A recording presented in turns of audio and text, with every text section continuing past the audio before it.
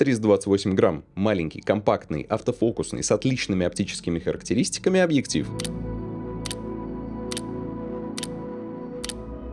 Меня зовут Максим Густарев, и сегодня мы смотрим на новенький ТТ Artisan 75 мм f2, который меня, честно говоря, удивил. Ну, во-первых, 75 мм это не стандартное фокусное расстояние, все мы привыкли к 85, к 50 мм, а тут 75-ка, что-то среднее, с очень хорошим автофокусом и по цене бутерброда. Небольшой обзор, поехали.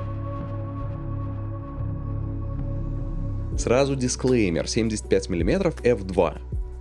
Он же темный, тем более 178 баксов, вряд ли это цена бутерброда. А я скажу, ребят, что, зажрались. 15 лет назад, когда только начинал фотографировать, я искал объективы, и вот реально адекватный объектив, типа 85-ки f1.8 от Canon, стоило 500 баксов. Выбора просто не было, это единственный вариант был на рынке. Снимая на те объективы, мы получали не самые качественные картинки с мылом, кучей хроматических аберраций, дисторсий. Но мы были рады просто до чертиков. Сейчас у нас просто бесконечный выбор. Если хотите качества, купите Zeiss Otus за 4К евро. Станет ли ваша фотография какой-то особенной? Да ну нет, потому что все зависит в первую очередь от ваших рук. Шарящий даже на объектив по цене бутерброда сделает красоту. А то, что сейчас появились китайцы с их супер дешевыми линзами, это реально круто. Эти линзы стоят на порядок дешевле, чем те же самые аналоги европейские или японские. Поэтому лично для меня объектив за 178 баксов — это объектив по цене бутерброда. Поставляется объектив в классической черной коробке. Внутри макулатура, сам объектив, бленда и две крышки. На байонетной крышке располагается порт Type-C для прошивки ПО. Бленда крепится уверенно и для своего фокусного имеет 4-лепестковую форму со срезанными концами. Если что, объектив устойчиво можно ставить на них. Я вижу такое редко, но задняя линза практически вплотную лежит в плоскости байонета. Всего на миллиметр утоплена глубже пластикового фрейма. Сам дизайн минималистичен и выдержан в едином стиле с использованием одного шрифта, что создает цельный и эстетичный образ. Также он приятен тактильно. Кольца диафрагмы и фокуса имеют одинаковую текстуру. Если что, кольцо диафрагмы тут электронное. Оно не имеет прямого механического привода лепестков. Меняется только при подаче питания от камеры от значения f2 и до f16. С приятным кликером, фиксирующим на третях экспозиции и возможностью перехода в полностью автоматическое управление с камеры. За фокус здесь отвечает шаговый мотор. Колесо фокуса также полностью электронное, очень плавное и с высокой чувствительностью. В MF или DMF режиме можно перейти от MFD до бесконечности всего за один перехват. Из особенностей: на минималистичном объективе нету тумблеров, ни AF/MF, ни стабилизатора, ни кликера диафрагмы, что делает этот объектив нацеленным исключительно на фотографов. Заявленный производителем вес 328 грамм. С надетой блендой он увеличивается до 344. Но за легкость и компактность мы платим меньшей светосилой. Диафрагма f2 на 1 стоп темнее классических светосильных объективов с дыркой f1.4, но при этом ТТ Artisan 75 мм f2 лишен подавляющих недостатков более светлых сородичей. У объектива отличные оптические характеристики. Здесь у нас практически полное отсутствие дисторсии. Небольшое подушкообразное вогнутое искажение даже исправлять не хочется, так как вогнутость по центру кадра делает всех моделей капельку стройнее, а щечки меньше. Как бы встроенная пластика, без регистрации и SMS. Ну а если хотите исправить эту аберрацию, будет достаточно воспользоваться встроенным в Lightroom ползунком. Лично мне хватило движения на минус 2% для полного исправления дисторсии. В силу компактности объектива тут ярко выражено виньетирование.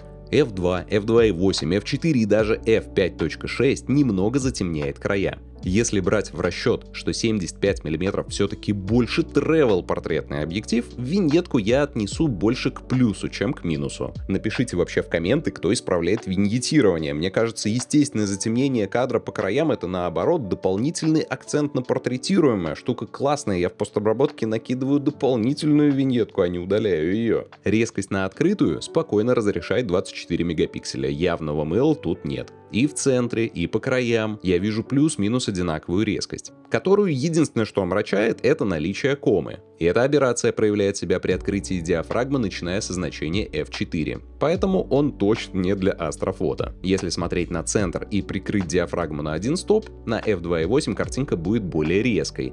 Ну и более закрытые значения полностью подобны. К концу на f16 мы видим привычное мыло.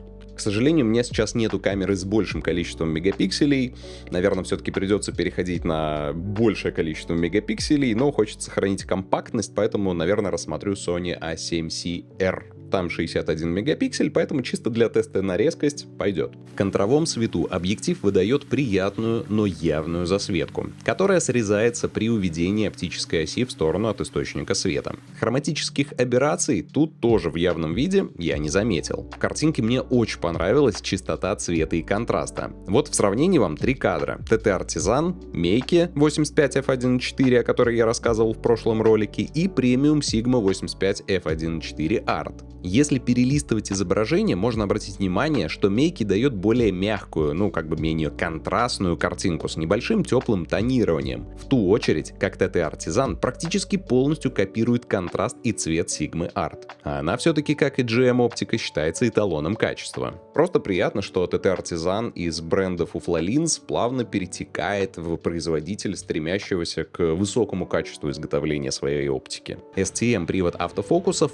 поле отрабатывает отлично. Группа линз, отвечающих за фокусировку, тут размером с гулькин нос. Ясное дело, фокус быстрый. Более точных лабораторных тестов с миллисекундами, ребят, я проводить не хочу, так как это задротство точно не сделает ваше фото лучше. То, что уже есть, хватает для следящего фокуса по глазам, за глаза. Вот, к примеру, я поснимал инку, прям пару минут мы снимали под пальмой, и никаких проблем с фокусом тут нет. Вертикальной, горизонтальной ориентации при расположении глаз не в центре кадра, все трекается ровно. Кстати, трекинг глаз тут официально поддерживается. В результате у нас получилась милая серия на память о нашем небольшом отдыхе.